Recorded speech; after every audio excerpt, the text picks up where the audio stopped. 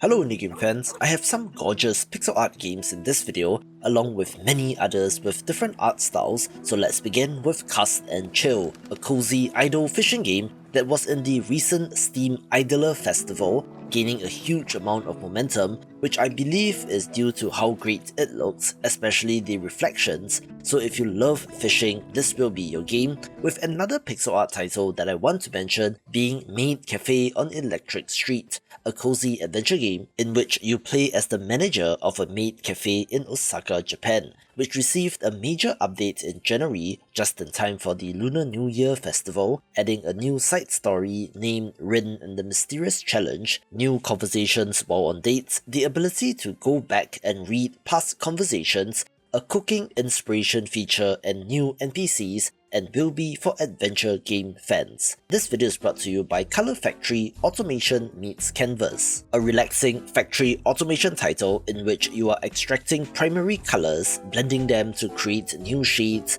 and then to pump these into canvases to create works of art. You can place down various nodes in your factory to manipulate the colors, mixing shades, splitting them, scrapping unneeded colors, or even to rotate them, and interestingly, will not have any cost associated with the conveyors or any parts that you want to build. As such, you can build as large and as complicated a machine as you want, but of course, efficiency is the name of the game, since as these games tend to go, I find myself ripping out everything and starting fresh once you get the hang of things, with a wonderful theme as well, where they are currently running a playtest which you can request access via this button on their Steam store page. So click there to check it out and leave the developers some feedback after playing. Last seen in my video on upcoming beat-em ups, I'm happy to share that Mayhem Brawler 2, Best of Both Worlds, is currently on Kickstarter and was funded within a day or so, where this is the follow-up to a well-received title from 2021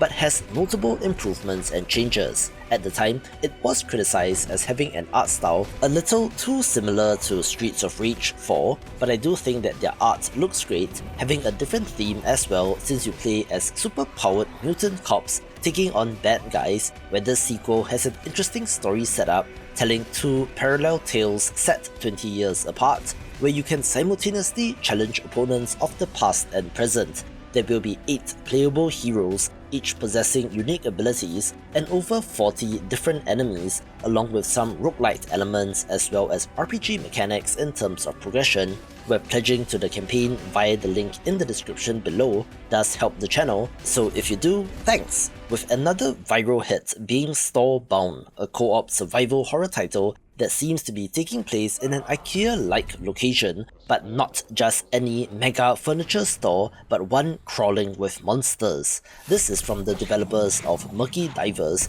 who really are going hard on this genre. Not surprising since it has the potential to be huge, given the popularity of titles like Lethal Company, with key items to use and hiding being a key part of your strategy, where I'm curious as to the structure since it doesn't have as clear of an upgrade loop as finding scrap to cash in for money to buy upgrades, so we'll have to see on this, with a pretty much proven commodity being the last hero of Nostalgaia, a release from 2022, but I want to highlight the physical release via Super Rare Games, where if you prefer your physical copies for Switch or PS5, along with some neat looking trading cards, do get it there, where this is a Souls-like RPG with a sense of humor. It mixes more realistic looking 3D graphics with flat 2D sprites, having a very interesting visual style and is somewhat of a hidden gem, even if it does have a respectable 1,500 Steam reviews as of recording with a mostly positive rating.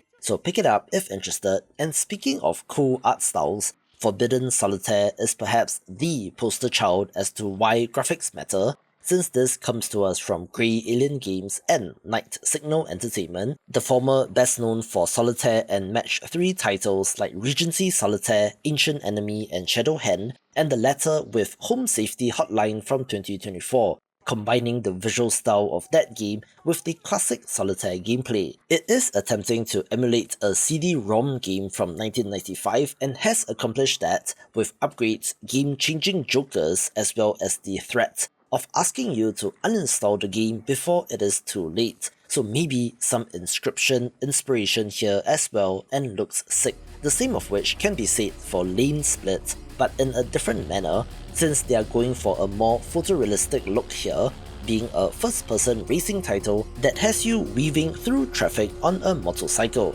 navigating through congested highways in a race against time. The game emphasizes skillful lane splitting, where you earn points based on your speed and proximity to other vehicles. The faster you ride and the closer you pass by traffic, the higher your score multiplier, but crashing or slowing down resets your current points, adding a risk-reward element to the gameplay. You can choose from a variety of bikes, each with unique stats tailored to different playstyles, whether you prefer raw speed or agile handling, with supposedly ultra-realistic motorcycle physics in terms of precision handling and smooth controls. This is a leaderboard kind of multiplayer title, so I don't think you'll be seeing other players in the game, essentially being a high score chase, and looks cool even if I'm not a motorcycle person, since I've heard one too many stories about the disastrous ways that things can go very wrong in an accident, with perhaps a more fantastical mode of transport in Ila a Frosty Glide that might be more my jam. Although if you think about it, if you do crash your broom at high speeds, or say get clipped by an airplane, that might be equally, if not more disastrous than a motorcycle accident. However, I don't think that will be the case here, since this is a cozy adventure platformer that invites you to explore a whimsical, snow-covered island. You play as a young witch in training, searching for her lost cat, using your skate broom to get to places through both snowboarding or skating as well as flight. This has a small open world filled with secret places and collectibles, encouraging exploration at your own pace, certainly reminding me of a short hike. And players agree, since this is already fully funded on Kickstarter, but you can still check out the campaign for stretch goals and rewards. Back to the game, there will be a variety of customization options for your character, so you can change how she looks, with progression systems for your magic and flying abilities as well, and does look like an ultra cozy kind of experience. But if you prefer something weird, here's a game which I don't know what to expect out of, since SpreadCheat allows you to, quote, live out your wildest spreadsheet related fantasies, end quote, being a self-described puzzle game that fuses intricate spreadsheet challenges with a comedic 90s financial vibe in a retro Windows setting. You are messing with formulas in a spreadsheet to solve puzzles, also having a Clippy-like assistant, which is the pencil, and cheekily is your co-pilot in this game, with side objectives to accomplish like removing malware, cleaning up the desktop, and helping your boss with PowerPoint presentations. Looking so weird, which shows exactly why I love indie games. The same can be said for AfterQuest, a more classic looking title, but my god, it has awesome pixel art and explores a world in which the legendary heroes just mainline the main story quest and defeated the Dark Lord, ignoring all side quests while doing so,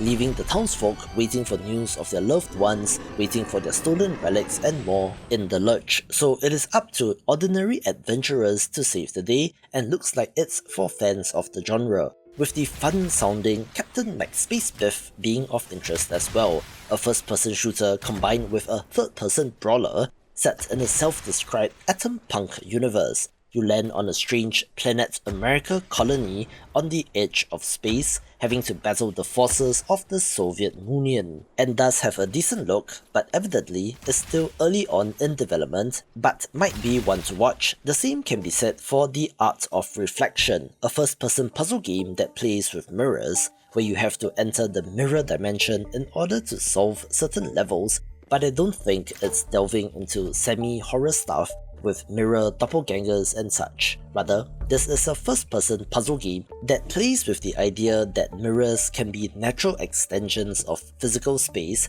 where anyone who has looked at floor plans or bought furniture for a room will have some idea of this. Your primary tool is a snap zoom ability, allowing you to pass through mirrors, covering long distances instantly, but you can redirect mid-air in slow motion as well, along with physically picking up the mirrors and relocating them to solve the puzzles. things become a trip with multiple mirrors and the essentially infinite zoom mixed in with changes in gravity as well as secrets within the architecture of the level itself, and you have quite the head scratcher where the developer says that you won't be looking at mirrors quite the same way again, where if you prefer more straightforward action, the co-op action-adventure title DuneCrawl just released a demo, so you can check that out, preferably with some friends, since that is the intent of this game after all. You play as desert-faring privateers working hard to pilot a gigantic walking crustacean known as a dune crawler, which is equipped with cannons, referring to treasure maps to plot your course in the world. The art style certainly stands out and looks awesome, mixing gameplay sections on the dune crawler with on-foot action that includes guns, melee attacks, dynamite, and even a dodge roll, with the crustacean to crustacean combat looking exciting as well. There will be different biomes to explore, as well as a variety of tasks and objectives, such as defending local towns from bandits, where I last covered this in my upcoming co-op games video, so I'm definitely curious, where another game from that video will be making an appearance later on. But first, let's talk about Infinite Onslaught, a game that I'm pretty sure you would not be expecting from the opening sections of this trailer, looking like some sorts of military title or first-person shooter, but then reveals that it is an on-rails arcade shooter where you're using your keyboard to create a light gun style effect. For you youngins among us, back in the day, there were these things called arcade cabinets that had a plastic gun controller attached to it, where you aimed and shot like a gun on the screen to target enemies, and was one of the more popular types of machines where this game uses the keyboard but is not a typing game per se. Rather, they have their innovative keyboard basher technology where the physical location of the keys correspond to a certain section of the play screen area, hitting keys to fire on enemies, where our hero must battle through waves of cybernetically enhanced foes using a variety of futuristic weapons and explosive gadgets, and does look like fun, with a slower paced but still cool looking game being REPOSE, a dystopian horror dungeon crawler rendered with a 2-bit color scheme. You are tasked with recovering damaged oxygen tanks scattered throughout a surreal and increasingly confusing facility, where each step, shot, and mistake that you make drains your limited energy, meaning that it requires careful decision making and strategic planning. Exploration is key as you delve deeper into the facility's crumbling corridors, uncovering the line between reality and nightmares. Use your light to find enemies and your axe to kill them, with a handgun available for emergencies, with, I'm presuming, limited ammo as well. It doesn't say that it's a roguelite,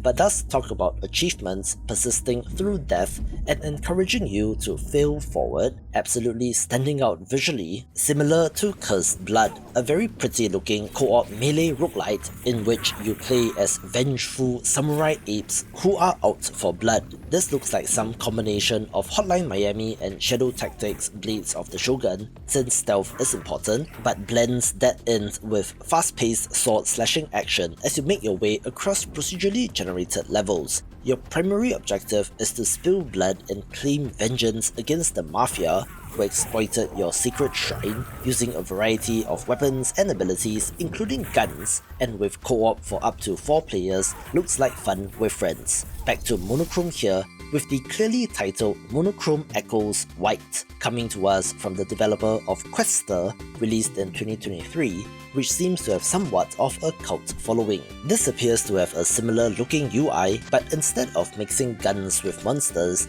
this game has a more classic fantasy setting and is self-described as an otherworldly summoning RPG. It does look like a classic dungeon crawling experience, but with quite a complicated looking battle interface and UI, giving you options such as unique weapons, the ability to change character classes, and the skill panel system, along with town building features, although evidently this is from a Japanese developer, so let's hope localization is done well, with a game that probably needs less localization being Dark Light Survivor, a vampire survivor style action roguelite that pits you against swarms of enemies. But interestingly, allows you to switch between a 3/4 camera as well as behind the back and over the shoulder, where I'm guessing that better aim would be why you would switch. But I think I would much prefer the overhead view since you can see enemies coming from behind. It has an interesting setting as well, where the remains of humanity are on board the Phantom Train, a vehicle capable of traversing the multiverse, where your mission is to collect enough energy to power the next jump until you can get to the fabled Elysium, and comes to us from the developer of the Metroidvania Dark Light, and is at least something different, where different is how I would describe piece by piece as well, since this is a puzzle platformer where each level is constructed from fragmented puzzle pieces containing pathways, obstacles and hazards. You are putting them together like a jigsaw, but can also remove a piece and reassemble it so you can reach the goal, and will have over 100 handcrafted levels spread across 8 distinct puzzle boxes, each with their own unique gimmicks and mechanics, and will be for puzzle game fans, since this sure is a thinky game, with another cerebral looking title being Death Howl, get this, self-described Souls-like deck builder, so colour me intrigued at the very least. This appears to be combining the energy and card system of Slay the Spire with an Into the Breach-like tactical grid combat, so I'm very curious as to what they mean by Souls-like in this context, whether it be in the world and vibes of the game, or if there is some sort of stamina meter in combat, or if it is just all marketing and it doesn't really mean anything. You play as a grieving mother who enters the mystical lands in a desperate attempt to defy death and to bring back her son, with a cool pixel art style that stands out, although I wouldn't say it's my favourite look. Where Is This Seat Taken does have a very different hand-drawn art style, but everything about this game screams cozy game, and indeed it is one. This is a logic puzzle game where you have to sit different groups of hilariously particular people together, each with their own unique pet peeves which you need to account for,